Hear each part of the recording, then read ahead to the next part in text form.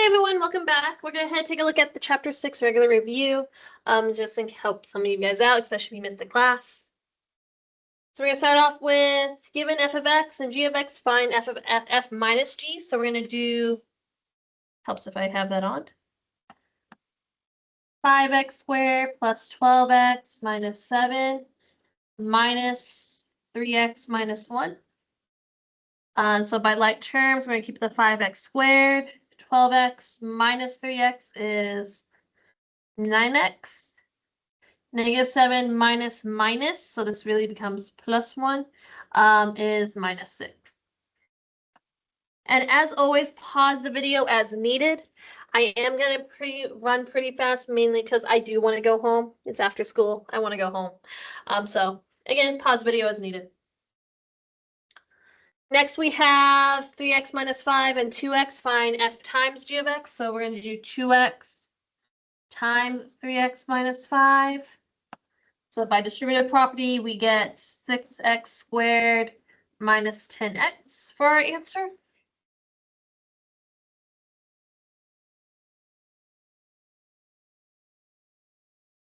If f of x equals 5x plus 3 over 2, what is my inverse? So step 1 is rewrite as y equals. Step 2 is switch x and y. Step 3 is solve for y. And step 4 is write it in f to the negative 1 of x. So we're going to start off with y equals 5x plus 3 over 2. Step 2, we're going to switch x and y. X equals 5y plus 3 over 2. And in our last step, which is where a lot of the math happens, is we're going to solve for y. So times 2 times 2, we get 2x equals 5y plus 3 minus 3 minus 3. 2x minus 3 equals 5y. Divide by 5, divide by 5. And we are going to leave it in the same format they did. So y equals 2x minus 3 over 5, which would be rewritten as f to the negative 1 of x equals 2x minus 3 over 5.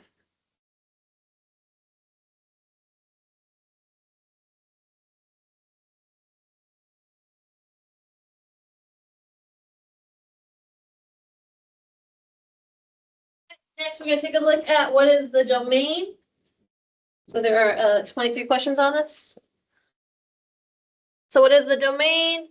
We're going to set our radicand to be greater than or equal to 0. So x minus 13 is greater than or equal to 0. Add 13, add 13. X is greater than or equal to 13. You might also see this as 13 comma infinity. If they want interval notation, can't remember which they want, but both of those work. Next, we ask about transformations. Typically, what I will look at, I usually only look at this section because sometimes they have a red herring in the first part where that doesn't really mean anything. So this tells me A is 1/5, K is 7. So this is a vertical compression by a factor of 1/5 and shifted up 7 units.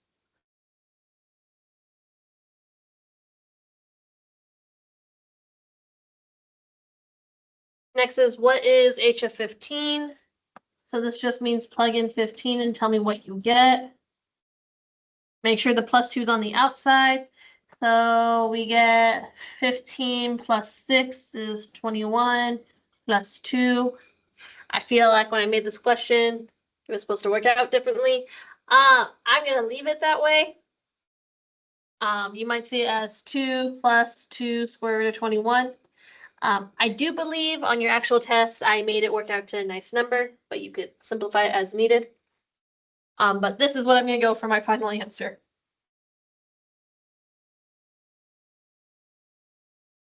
Next one is rewrite our radical in, or write our exponent in radical form. So this is gonna be the 9th root of 5 to the 4th. You might see this as the 9th root of, what is 625 times 5? 5, carry the 2, 10, carry the 2, carry the 1, of 3125. You might also see this as, yeah, that's about it. You might see it as one of those two. I'm not quite sure. Both of those would be correct, though.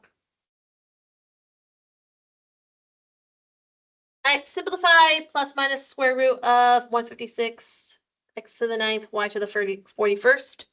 The fact that there's a plus minus here tells me that my answer, I want plus minus in my answer. 156, I'm not as familiar with that number, to be honest. So let's see, that would be, I believe 4 goes in there. So let's see, 156 divided by 4.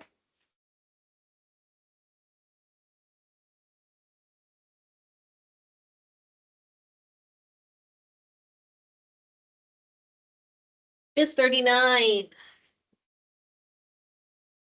So the square root of 4 is 2. I'm gonna pull a 2 out. Left hand side is 39. I'm just gonna write it. That's, there we go. And we do have xy. So 9 divided by 2 is gonna be 4 remainder 1. So exponent of 4, and then x on the inside. 41 divided by 2 is 20 remainder 1. So 20 is my exponent. Should probably make that really look like a 20. With a y left on the inside. Remember, the numerator and our remainders would be our inside exponents. So my answer would be plus minus 2x to the 4th, y 20th, square root of 39xy. What is the product? We're going to go ahead and do a box.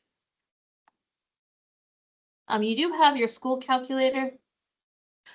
This actually is a lot easier.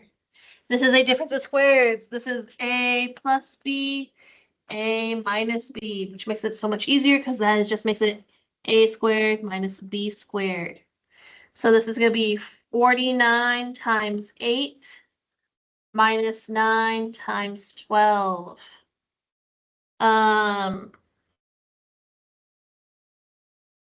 50 times 8 is 40.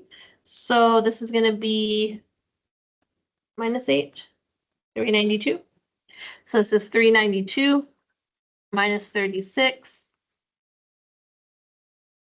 300 for sure. 392 minus 36. So we get 356 is our answer. That worked out a lot nicer than I thought it would. Simplify. So on these, we're going to add our exponents. So we could do 2/5 plus 1/5, which is 3/5, is our answer. Moving on to question 11. We have the 6th root of x to the 9th. What is this in exponential form? This would be 9 over 6, which I would probably simplify my fraction to 3 over 2.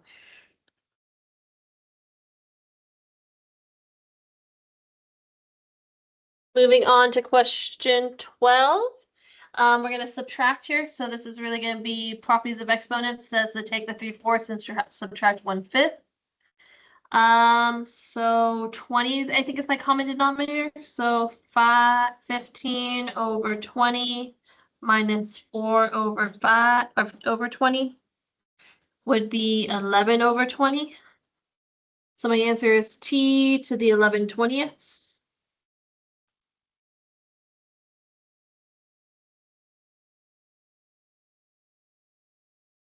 Moving on. I'm going to move this so we can see everything. The shoulder height in centimeters of an elephant is modeled by the function f of x equals 62.5 cubic root of t plus 75.8, where t is the age in years of the elephant. If the shoulder of the elephant is 255 centimeters, what is the approximate age of the elephant to the nearest year? So we know 255, so we're going to do 62.5 cubic root of, what is it, 255? Plus 75.8. Oh, that's wrong. Nope, no, I have that backwards. I'm sorry. So we're gonna do 255 equals 62.5 cubic root of t plus 75.8. So we're just gonna solve for t. We're gonna start off by subtracting 75.8 from both sides.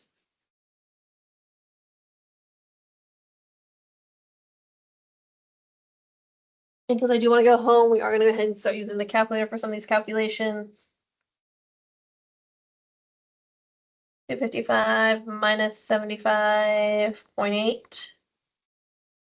We get 179.2 equals 62.5 cubic root of t.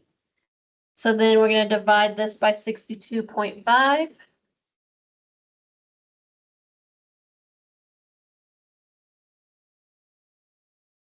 And we get 2.8672 equals the cubic root of t. So now we raise each side to the power 3. And we get 23.57 equals t. So the nearest year should be 24.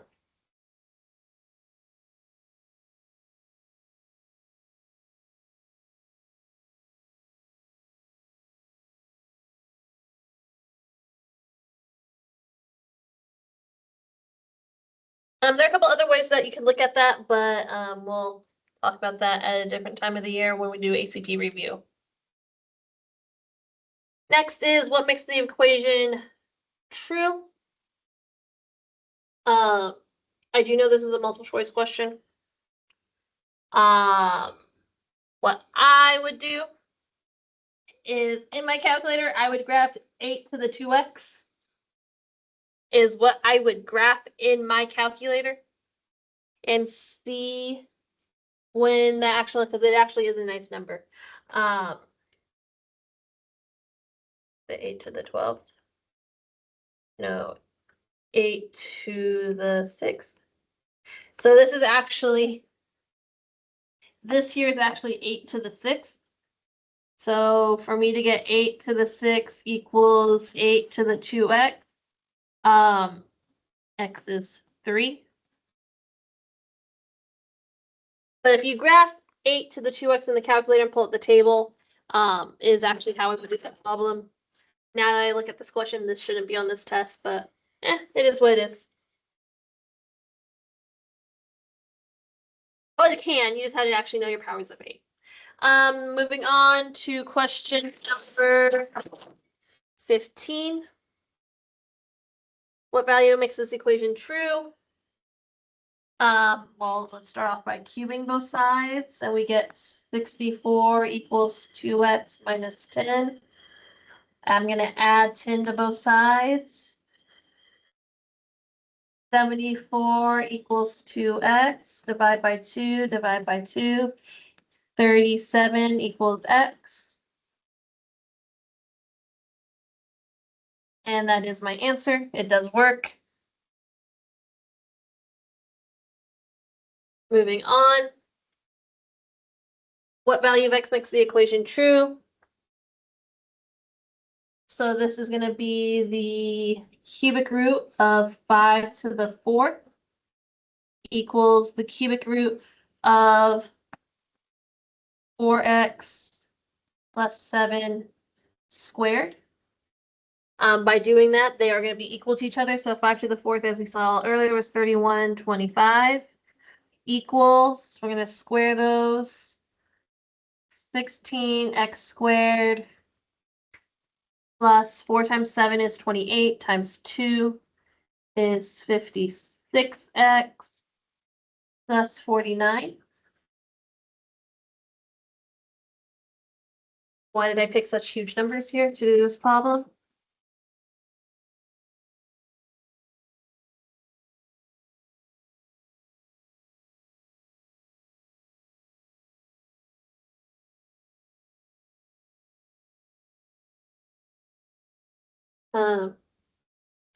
Actually, but no, yeah, it doesn't work. That's the wrong calculator. What is 49 minus 3125? Negative 306. 16x squared plus 56x minus 3076. Divided by 16. Divided by 4. 376 divided by 4. All right, so everything's divisible by 4, so let's factor out of 4, and we're left with 4x squared plus 14 minus 769.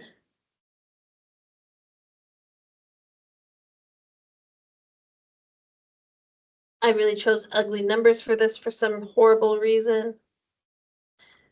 So we're gonna times that by 4. I know, 769 times 4. Of course, like why would I even bother with that stuff? If I were to do this, I need negative 3076. I need two numbers that add up to 14. So let's go back over here, Control Tab. And I want 3076 divided by x. Control T.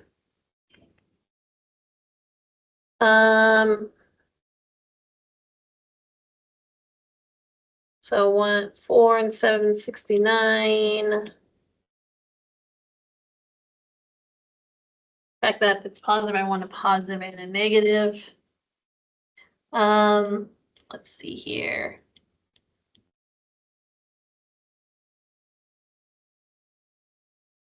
As I just go through the multiples.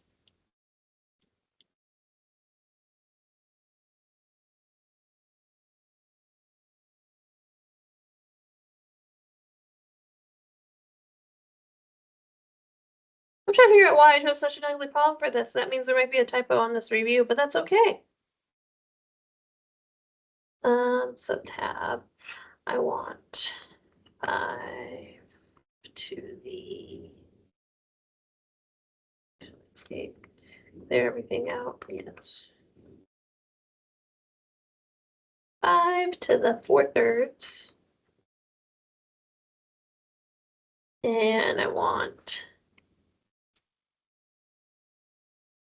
4x plus 7 raised to the 2/3.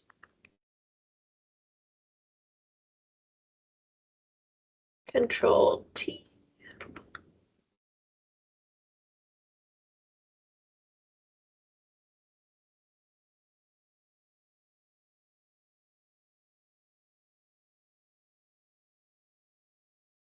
Control T. Menu for Zoom Fit. It's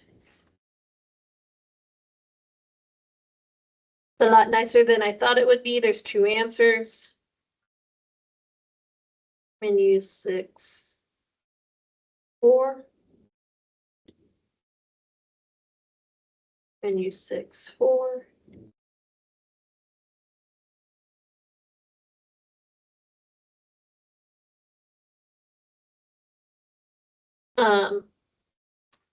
So I'm just gonna say that the answers are gonna be x equals -8 and x equals 4.5. At the moment, I really don't have the brain space to go through the paperwork for that. I will, if you want to know how to do it, you can come see me in class and we can work it out properly, but those are actually what you should get here. I solve mine graphically. Hello?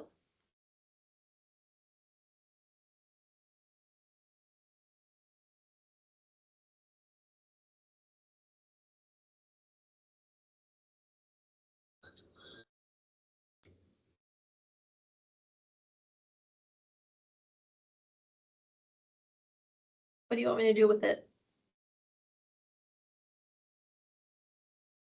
Okay. I can see if I can. Let me finish. I'm recording a video right now. Alright. You're welcome. Bye. Alright, so we go ahead and solve for our inverse because it says just to graph the inverse. And solve for our inverse. So we're gonna get x minus 6 equals negative 2y. Y by negative 2. So we can get x over, actually we can just do minus 6 over negative 2, which would be negative 1/2 x plus 3. So we're going to plot those, plus 3 down over 2, down over 2. And that is what our inverse looks like.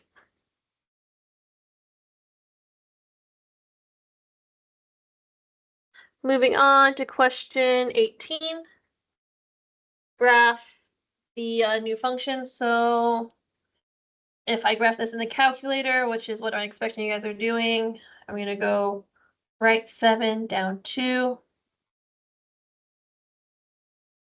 And we're not going to be able to see much on this graph. Did not choose the best graph for this one. But it's going to look like that. What is my transformation? We have a vertical reflection over the x-axis and a VC by factor of 1/5.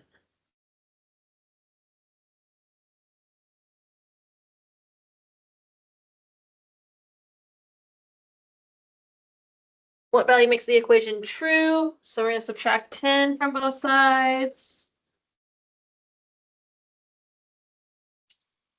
I don't know what that was. So we have 2 square root 4x minus 7 equals 22. Divide by 2. 4x minus 7 equals 11. So we square both sides. 4x minus 7 equals 121. 4x equals, because we're going to add 7 to both sides, 128. Divide by 4. And we get x equals 32 for our answer.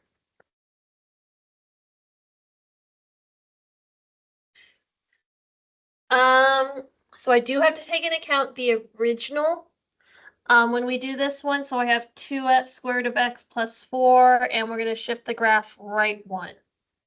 So this is really 2 square root x minus 1 plus 4. I will say, though, if you're using this on the calculator, you can graph these exactly as you see it and just make sure you look for the graph that's for G, the second one. Right 1 up 4. And then over 1 up 2, over 4. 1, 2, 3, 4, up 4, 1, 2, 3. It'll look like that.